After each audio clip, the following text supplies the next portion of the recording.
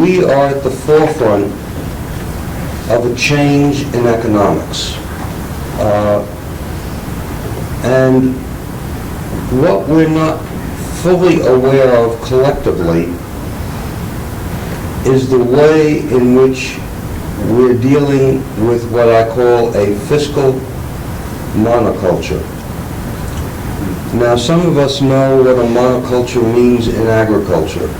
If you grow one crop, and that's what your livelihood depends on, if that crop fails, you're in trouble. When you grow just one crop, they found that it's subject more to viruses, to disease, and to pests. But they also know that when you grow just one crop, it depletes the very soil from which it draws nutrients. Well, we have a fiscal monoculture called money, and that's how we value everything. Those are the only transactions that count. And in case you hadn't noticed, in 2008, it's a fragile monoculture in the same way that wheat is. I've got nothing against wheat, and I've got nothing against money, but I have a problem when it's a monoculture. And so we need to understand, no, it's not about money, it's about the way in which money, it functions as a monoculture to define price, to define value. And we do know, just as they talk about the pests that raid that know how to snuggle into the wheat fields, we know that there are Wall Street pests who know how to snuggle into where this fiscal monoculture grows. And we also know, but we haven't been adequately aware of the range of costs that are associated with a fiscal monoculture.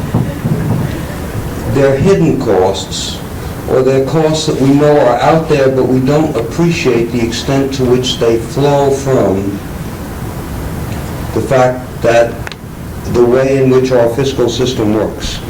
So I'm going to tell you what some of those costs are that we're paying for the fiscal system we have, that we take for granted, and that we assume is somehow part of the way the universe was created. The cost, incidentally, to tax, one cost is simply money that we pay in taxpayers. We all have heard of something called TARP, which was to relieve the banking system, to buy it out. The figure that is normally associated with TARP is $700 billion, which sounds like a pretty significant chunk of money. But what you don't know is when somebody actually looked at all the other programs outside of TARP that taxpayers have had to put money into in order to rescue the banking system, it wasn't 700 billion, it was 14.4 trillion. 14.4 trillion. Well, just to give you a sense of the magnitude of that, the whole GDP of the United States is 16 trillion. So that's how much we put in as tax, and how much our progeny will have to put in to pay for this little fiscal monoculture that we have. Now, there's a second piece that that the economists are now all waking up to, thanks to the work of a French economist, Tom Piketty. He said, the nature of capitalism is that so long as return on capital exceeds return on labor, you will get growing disparity. It's built into the system. And he noted that growing disparity at the rate that we have fundamentally undermines the equitable basis on which a society can function. So it undermines equality, it undermines democracy. Now, some of us may have noted that we've got a little problem with money and democracy ever since the Supreme Court decided that corporations were people. And what I'm simply going to say is, so a second cost is we are on a road that we're aware of, incidentally, and that Piketty has now made clear, is built into a fiscal monoculture that says, if you want inequality, you got it, and you got it at a galloping pace that you can't stop so long as that's the system you've got.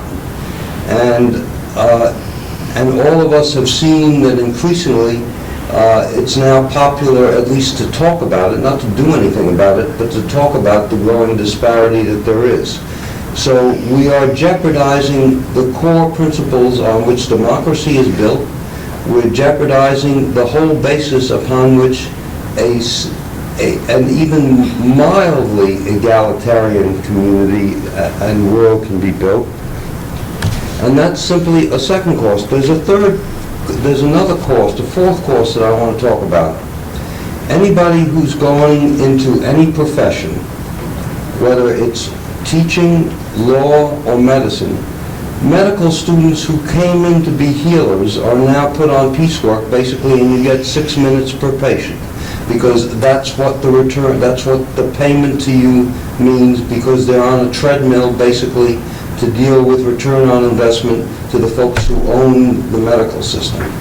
Anybody who's gone into law knows that if you don't put in 2,000 billable hours, no matter what you claim you did during those 2,000 billable hours, you aren't going to stay around very long. So whatever you thought you were going into law, maybe to make the world a little bit better, forget it. You're on that treadmill too.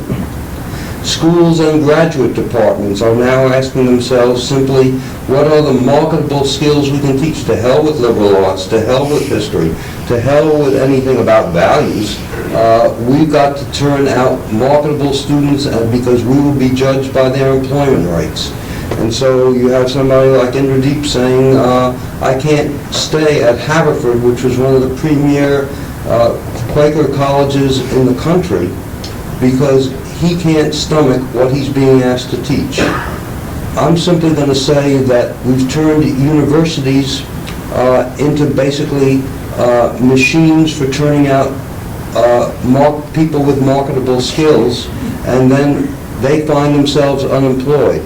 So we're finding ourselves in a situation where it's corrupted every single profession. I think it's corrupted the whole NGO world. People, you know, your friends and my friends are often in the NGO. They made a choice in their life. We're not going to make money. We're going to serve human beings. We're going to make the world better. We're going to go into the human service professions to help people.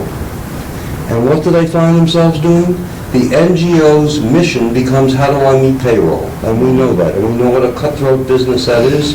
And we know how much of those NGOs' energy goes into writing grant proposals, okay? So if you just think of, so it's corrupted the whole NGO world too.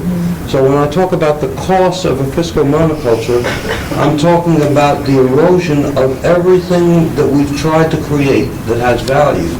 And that's why I'm saying our problem is that we are challenging a fiscal monoculture, but I want us to be aware of the costs, because the more people become, you know, when cost exceeds benefit, people start thinking differently.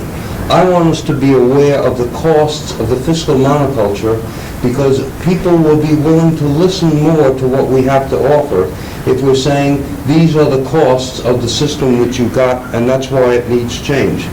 Obviously, the last cost is the one where most of us settle first, which is that price does not equal value. And we have rejected market price, and that's been basically our hallmark, that we are a currency that says all hours are equal, and we do not accept the notion that supply and demand defines value.